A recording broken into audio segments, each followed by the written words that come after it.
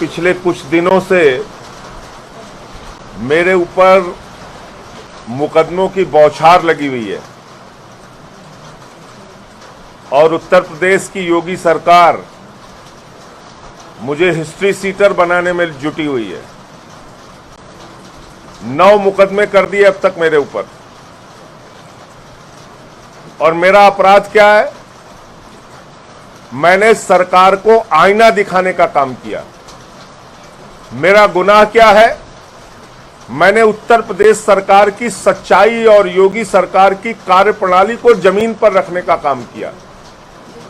और मैंने ये बात कही कि उत्तर प्रदेश में योगी सरकार में ब्राह्मणों के साथ अन्याय और अत्याचार हो रहा है। मौर्य समाज अपने आप को छला हुआ महसूस कर रहा है। वो चाहे निषाद समाज हो, पाल समाज हो, बिंद समाज हो, कश्यप समाज हो, गुर्जर समाज हो, जाट समाज हो, जाटो समाज हो, वाल्मीकि समाज हो, सोनकर समाज हो, कुर्मी समाज हो, यादव समाज हो, लोधी समाज हो, आज सबके मन में एक गुस्सा है, नाराजगी है। ओम प्रकाश राजभर जी मेरे पास मिलने के लिए आए थे, जो पूर्व मंत्री हैं, भाजपा के सहयोगी थे।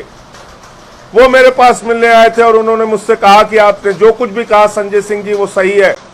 8 राजनीतिक दलों का वो गठबंधन चलाते हैं, भागीदारी संकल्प मोर्चा, उसने हमें समर्थन दिया। तमाम संगठनों ने मेरा समर्थन किया मेरे बयान पर। और मैंने क्या कहा?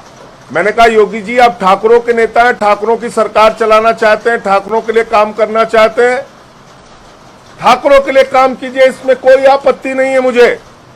लेकिन बाकी जातियों की उपेक्षा मत कीजिए, उनके साथ अन्याय मत कीजिए, उनके साथ सौतेला व्यवहार मत कीजिए, उनको डंडे से चलाने की कोशिश मत कीजिए।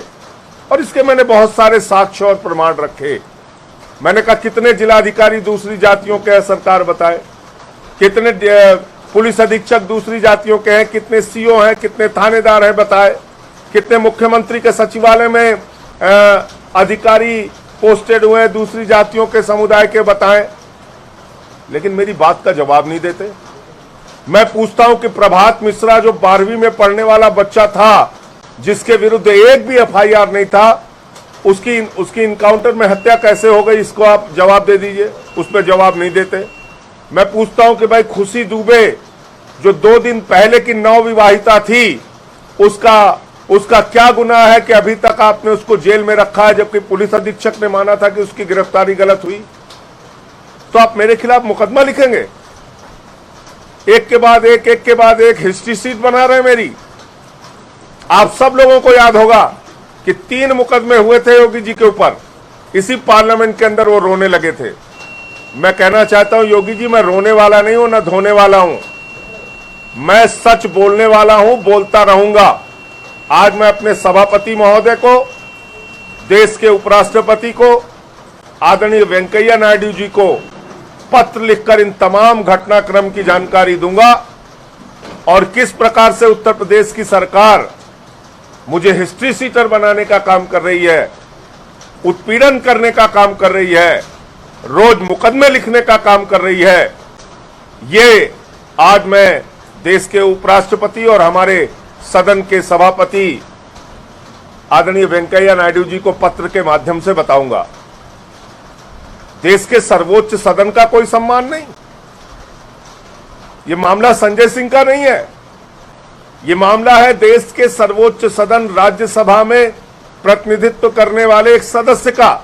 देश की राज्यसभा का सवाल है, उस सदन का सवाल है। हम लोग क्या वहां पर बैठकर जो दूसरी जातियों के साथ अन्याय और अत्याचार हो रहा है वो मुद्दा नहीं उठा सकते? लोकतांत्रिक ढंग से चुनी हुई सरकार को कोई आईना नहीं दिखा सकते? किसी मुख्यमंत्री की कोई कमी के बारे में जानकारी नहीं दे सकते? और अगर हम देंगे तो आप हमारे पर एफआईआर करके हमारी जुबान दबाने की कोशिश करेंगे। हमारे कार्यालय पे ताला लगवा दिया आपने। उत्तर प्रदेश में यह सरकार चल रही है आज, हमारे पार्टी दफ्तर पे कार्यालय पे ताला लगा दिया गया। मैं पूछना चाहता हूं गुनाह क्या है मेरा? सच बोल दिया ये गुनाह है। तो मैं योगी जी के लिए 2 लाइनें पढ़ना चाहूंगा। जिस तरह से मेरे खिलाफ मुकदमे हो रहे हैं, कि जब से हुए हैं जिल्ले इलाही मेरे खिलाफ, मुंसिफ मेरे खिलाफ, गवाही मेरे खिलाफ। आप जितना मुकदमा लिखना चाहते हैं मुकदमा लिखिए, न उससे डरने वाला हूं, न रुकने वाला हूं, न थकने वाला हूं। जो बात मैंने पहले बोली थी वो बात फिर से बार बार बोलता रहूंगा। आप ठाकुरों के लिए काम कीजिए, लेकिन दूसरी जातियों के साथ अन्याय, अत्याचार और उनका उत्पीड़न और उपेक्षा मत कीजिए। मेरा इतना सा कहना है।